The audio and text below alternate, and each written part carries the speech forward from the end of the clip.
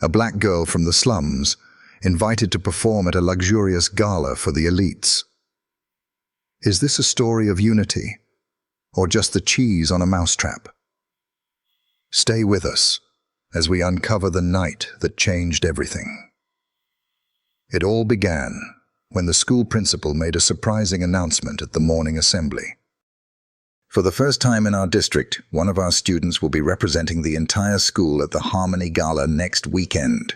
The room buzzed with whispers, students leaning in to guess who it might be. Then he said her name, Maya Holloway. The girl sitting alone in the last row, wearing her brother's oversized hoodie and a pair of hand-me-down sneakers that squeaked with every step. Some students looked confused. Others giggled, nudged their friends. "Maya? Seriously?" one whispered. "They're letting her sing at the gala? She doesn't even have proper shoes," another smirked. Maya just sat there, stunned. She hadn't signed up. No one had even asked her. She thought it was a mistake. But the principal smiled at her with pride, as if this had been planned all along. When Maya got home, her mother cried. Not tears of joy, but worry. "They picked you?" she asked, holding her daughter's face gently. "Baby, are you sure this isn't some kind of joke?" Maya didn't know. All she knew was this. She was going to perform. She had 1 week to prepare, and for now, that was all she let herself think about. But that night, something was already in motion. Something no one, not even Maya, saw coming. The next day, Maya was escorted out of class by a teacher she had never met before. He said he was with the district enrichment program. She wasn't sure what that meant, but everyone else looked at her like she'd won the lottery. They handed her a brand new music sheet, an original composition. They told her it had been written just for her voice, that she was chosen because of her raw, untrained soul, something authentic that the gala needed. They took her to a different room to practice, far from the other students. She rehearsed alone, every day, with a vocal coach who smiled more at the camera recording her than at her. No one told her why the rehearsals were being filmed. No one told her why she wasn't allowed to pick her own song. No one asked her if she was okay. They just kept telling her, "This is your big break. This is your shot. You're not like the others." And Maya, quiet, unsure, desperate to make her mother proud, kept singing, not because she believed them, but because, what if they were right? The night of the gala arrived like a dream wrapped in velvet. Maya's dress shimmered under the cheap hallway lights of their apartment. Her mother stood behind her, hands trembling slightly as she tied the last ribbon. "This is it, baby. Just be yourself," she whispered, trying not to cry. A black town car waited outside, the kind Maya had only seen in movies. The driver didn't speak, just opened the door like she was someone important. The venue was glowing. Chandeliers, polished marble, and people clinking glasses with names printed on metal. She stepped inside and instantly felt the air change. It was colder, not in temperature, but in gaze. All eyes turned. Some smiled too widely, others stared too long. Most just whispered behind raised champagne flutes. She was led backstage by a white woman in a headset and clipboard. "Right on time," the woman said, not looking her in the eye. The other performers, all older, dressed in black and silver, barely acknowledged her. One woman, with perfectly flat hair and a permanent smile, asked, "Oh, you must be the community spotlight, right?" Maya didn't know what to say, so she nodded. She was given a small dressing corner. No mirror, no warm-up room, just a chair, a bottle of water, and a single laminated card that read, "Please remain in designated area until called." Minutes passed. Then an hour. The gala began. Through the curtain, she heard laughter, then applause. Names being announced. Men in suits with important titles. Voices praising diversity, equity, opportunity. But no one said her name. Finally, a stagehand with a headset came to her, startled. "You're still here?"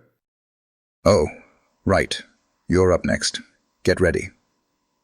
As she stood by the stage entrance, she could hear them announce, "And now, a special performance. A young talent from our own city, a symbol of promise." She couldn't remember the rest. Her ears buzzed. Her heartbeat filled her whole chest. As she walked out into the blinding lights, she realized no one clapped. They just waited, like spectators at a magic trick, not rooting for her to succeed, just curious if she'd fail. She reached the mic, hands trembling, lips dry. And yet, she sang. Not the song she was told to sing. Not the version she'd rehearsed 100 times. She sang the way her mother hummed in the kitchen after a long shift. She sang the melody her neighborhood knew, even if no one else did. And suddenly, the room didn't feel cold anymore, because Maya wasn't performing. She was remembering. When the final note left her lips, the silence hit harder than any applause ever could. Maya stood frozen, chest rising and falling like the aftermath of a storm. She stared into a room full of polished shoes and glittering gowns, yet no one moved. No claps, no cheers, only the kind of silence that made you question if you'd done something wrong, or something unignorable. A man near the front, a city councilman Maya later learned, leaned over to whisper to a woman in a red dress. She frowned. Another man scratched his chin, brow furrowed, as if trying to decide if what he heard was brave or inappropriate. In the back, a black caterer paused mid-step, tray of hors d'oeuvres trembling slightly in his hands. He watched her like he recognized the tune, like it belonged to a world that had been left outside the marble walls of this gala. From the balcony above, a young woman, a girl not much older than Maya, smiled softly. It wasn't the smile of admiration. It was the smile of someone who'd seen the setup before and had waited years for someone to flip the table. The host, a white man in a silk suit and overly perfect smile, stepped up to the mic slowly. "Well," he chuckled, voice slightly too loud. That was a heartfelt deviation. His eyes darted to the event organizer at the side, panic briefly breaking through his mask. "Let's give Maya a round of applause for her courageous spirit." A few people clapped. Most didn't. The claps were scattered, reluctant, like they weren't sure if clapping meant support or risk. Maya didn't bow, didn't smile. She just stepped away from the mic, her back straight. As she exited the stage, no one met her gaze. Backstage, the same clipboard woman was on her phone. When she saw Maya, she ended the call fast. "That wasn't the arrangement," she hissed. "You can't just improvise. This is a fundraiser, not a protest." Maya didn't respond. Outside, the night had cooled. She stood on the steps alone, city lights blinking like distant stars. Then she heard a voice behind her. The caterer. "You got guts, kid." He handed her a small cupcake wrapped in foil. Didn't know anybody still sang that song. She nodded, taking it with quiet hands. Inside, they'd already moved on to the next speech. Outside, something had just begun. The city buzzed behind her like it always had, uncaring, fast and loud. But Maya walked home slow. Her heels clicked against the cracked pavement of the neighborhood she knew best, where the streetlights flickered and the windows held more prayers than curtains. Each step away from that gala felt like peeling off a mask she didn't even know she was wearing. She didn't cry. Not on the subway ride where no one looked at her. Not when the little boy across the aisle tugged on his mother's sleeve and whispered, "Why she look sad?" Not even when she stepped through the front door and saw her grandmother asleep on the couch, the television still playing soft reruns of Family Feud. But in the bathroom, under flickering light, she stared into the mirror and whispered, "What did I just do?" And for once, the girl in the mirror didn't flinch. Morning came with no fanfare. Maya's phone, usually silent unless it was her mom texting, "You eat yet?"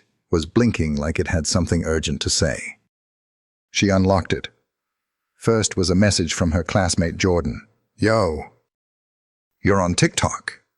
Like blowing up." Then another. "Did you plan that, or was it real?" Then another. A link. She clicked. Someone had recorded her performance. From the back of the room, a blurry, slightly tilted video. Her voice wasn't perfect. The audio cracked when she hit the high note. But it didn't matter, because the caption read, "She sang the truth in a room full of lies." The comments flooded in, a digital dam breaking. Thousands of strangers asked, "Who is she?" yet wrote that they felt every word. They saw the truth. They tried to use her. She flipped the whole room upside down. Others got chills, one user even recalling their grandma singing that same song during the riots. A memory pulled from the past by Maya's voice. By noon, the clip had hit 200,000 views. By 2 p.m., someone posted a side-by-side comparison with the original slave hymn her song was based on. By 5 p.m., the host of the gala released a carefully worded statement. "We encourage all forms of artistic expression.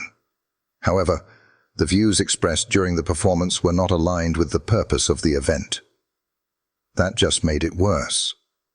Someone stitched the statement under the video with a reaction.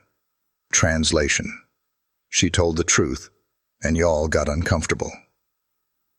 That night, Maya sat at the kitchen table with her mom and her grandma. The old woman said nothing for a long time. Then she reached across, placed her wrinkled hand over Maya's, and said, "I heard that song once, at your great-aunt's funeral." Only place it was allowed. Maya looked up, eyes full. "You sang it right.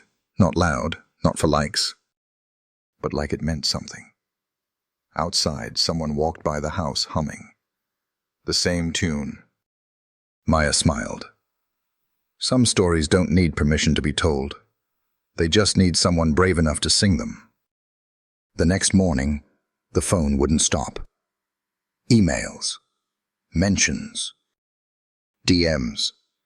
She barely had time to brush her teeth before her cousin came bursting in from down the hall, phone in hand. "You got an email from the Morning Voice." Maya squinted. "What's that?" Her cousin blinked like Maya had just asked who Beyoncé was. "It's the morning show, like national TV. Your face in millions of homes. Girl, don't play dumb." She wasn't playing. But the email was real. "Dear Ms. Holloway, we were deeply moved by your performance at the recent gala. Your voice, and more importantly, your story, deserves to be shared. We would be honored to have you perform a version of your song live on the Morning Voice. Please note, due to our broadcast guidelines, we ask that any lyrics referring to slavery or racially sensitive historical themes be softened or omitted. A studio version of the revised lyrics will be provided. We believe this will make your message more accessible to a broader audience. We look forward to celebrating your talent." It didn't even take her a full read to feel what it was. Polished, kind, strategic. Sanitized. Maya stared at her screen for a long time. Her fingers hovered over the keyboard, ready to type a polite, "Thank you, but..." But what? Her mom walked in, holding a chipped mug of coffee. "Bad news?" Maya turned the screen to face her. Her mom didn't say anything right away. She just blew on the coffee, took a sip, and said, "They want the light, not the fire." Maya frowned. "What's that mean?" Her mom met her eyes. "Means they want your shine, but not your truth." That afternoon, she went for a walk. Through her old block, Past the barber shop with the crooked sign. Past the mural of Harriet Tubman that had faded to half shadow. She stopped at the church steps and sat down. 2 girls walked past, maybe 10, 11 years old. One of them whispered, "That's the girl from the video." The other one smiled and shouted, "You sang like my auntie." "But better," Maya laughed. It was the kind of laugh that cracked something open. She pulled out her phone again. The email still sat there. She clicked reply, typed, "Thank you for the opportunity. However, my voice doesn't come in 2 versions. One for the streets and one for the screen. What I sang wasn't just a performance. It was a memory. And memories don't soften when the lights come on. Respectfully, Maya Holloway." She hit send, then put her phone on airplane mode. Let them wait. That night, her grandma knocked on the door. "I heard what you did," she said, sitting slowly on the edge of Maya's bed. "You told them no." Maya nodded. Her grandma nodded back. "Good." There was a pause. Then the old woman reached into her coat and pulled out a faded cassette tape. "This is your great-aunt Lena, singing that same hymn. 1979. Someone recorded it during the protests. It ain't pretty, but it's real." Maya took the tape gently, like it might crack in her hands. "Why now?" Her grandma looked at her. "Because now, child, you finally understand why we sing." The candlelight flickered like small stars on the cracked sidewalk. There was no red carpet. No cameras. Just folding chairs and cardboard signs, taped with names. Tamir, Brianna, George, Elijah. Like gravestones pressed against the wind. Maya stood across the street, her coat too thin, her fingers cold. She wasn't on any flyer, she wasn't announced, but the invitation had come quietly.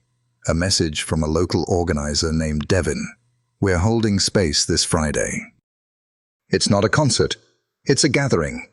We'd be honored if you brought your voice." So she came. Not for exposure, not for applause, for the silence. And to break it. The crowd had gathered in the church lot, just off Linden Avenue, the same street Maya used to walk as a kid when she took the long way home to avoid police cruisers. Now the same pavement was packed. Elders with walking sticks, teenagers with slogans on their hoodies, mothers holding candles and children on their hips. Some faces she recognized. Some she didn't. But every eye that turned toward her carried the same weight. Say something that matters. Devin spotted her and nodded from the front. He didn't smile. Just stepped aside and gestured toward the mic, a simple stand plugged into a dusty speaker, humming with feedback. Maya walked slowly to it. The wind caught her scarf. Her heart beat against her ribs like a drumline. No lights, no backup track, just her. She looked out at them. The worn faces, the trembling hands, the grief too tired to scream. And she said nothing. Not at first. She just breathed. Then finally, "I was told once that they want the light, not the fire. But I grew up in a house that kept warm by singing through the cold." There was a pause. A hush that wasn't quiet. It was expectant. She closed her eyes and began, softly. Just one line. "I walked the road they paved in blood." Someone in the back exhaled. Another began to hum along, like the melody was being pulled from the soil itself. Her voice cracked once, but she didn't stop. She sang for 5 minutes. No flourishes. No crescendos. Just the truth, carried on a tune. When she finished, the mic buzzed, then fell silent. She stepped back. No one clapped, but a woman in the second row stood up and wiped her eyes. A young man whispered, "That's what it feels like." Maya smiled, not for them, but because something inside her had finally stopped fighting. Not every voice needs a stage. Some are meant for circles, for vigils, for places where hurt lives. That night, she walked home under a sky full of smoke and prayer. Not famous, but heard, and that was enough. The next morning, Maya's phone buzzed before sunrise. 22 missed calls, 47 messages, 3 voicemails. She blinked at the screen, still half asleep on her mattress in the studio apartment. No makeup. No filters, just crusted tears and the soft ache of yesterday's truth. A text from Devon read, "You went viral." Another from her cousin in Atlanta. "Girl, you on Twitter trending number 6. I cried. Then I fought a troll." She opened her social feed. There it was, a grainy vertical video taken from the back of the crowd. No edits. No auto-tune, just her voice, raw and shaking, floating over the candlelight. Someone had overlaid the caption. She sang our pain. No Grammy needed. Over 1.2 million views, and rising. Her heart fluttered. Not from joy, from the sudden weight of being seen. Cut to news anchors arguing over footage. Commentators debating activist art. Clips on TikTok with autotune remixes. Teenagers lip-syncing her pain for likes. Then came the backlash. A headline: "Is Maya Holloway exploiting black grief for fame?" A podcast clip: "I'm just saying, where was she before? Feels opportunistic to me." Her DMs were full. Some said, "Thank you." Some said she saved them. Some said she should shut up. And in the middle of it all, an email. From a producer at The Whitmore Show, the most watched talk show in the country. "We'd love to have you on next week. Full segment. Bring the song." She stared at the screen, then at the wall, then at herself in the mirror, and whispered, "Do they want my truth? Or just the echo of it?" She didn't reply. Not yet. Instead, she reached for her notebook. The one with the taped-up spine and pages full of verses nobody had ever heard. And she wrote one more line, then closed the cover. Fade out. The green room was colder than it should have been. Maya sat in silence, watching the monitor where her viral video played on repeat, her voice cracking, her hands trembling, that raw moment now packaged into a media spectacle. No sound, just her image, over and over. A young assistant walked in, all nervous energy and fake brightness. "You're up in 2 minutes. They're excited to meet you." Maya gave a polite nod but didn't move. She stared at her reflection in the mirror. This wasn't the same girl who walked into that auditorium weeks ago. That girl didn't know her voice mattered, didn't know the world would listen, didn't know the cost of being seen. A deep breath. She adjusted her collar, wiped the sweat from her palms, and stood up. Outside the green room, voices swirled, talk shows, headlines, think pieces. She was no longer a poor kid from the wrong side of the city. She had become a symbol, a question, a debate. And tonight, on national television, she'd have to answer who she really was. The assistant peeked back in. "Ready?" Maya turned, her voice calm. "Let's go." And she walked toward the lights. The stage lights blaze, the room falls silent. Maya walks out, no sparkling dress this time, just a plain white shirt and faded jeans. No script, no backup, just her and a world watching. The camera zooms in. She doesn't speak. She meets the camera's gaze, holds it for a long beat, and then closes her eyes. A single clear note hangs in the air, the first note of her song. The camera cuts to faces in the audience. An elderly black woman nods slowly, tears in her eyes. A young white man in a suit looks down, contemplative. Her mother, watching from a monitor backstage, presses a hand to her heart. The note fades. Maya opens her eyes, gives a small, knowing nod, and turns away from the mic. The applause begins. Not a thunderous roar, but a wave of steady, heartfelt claps that grows stronger.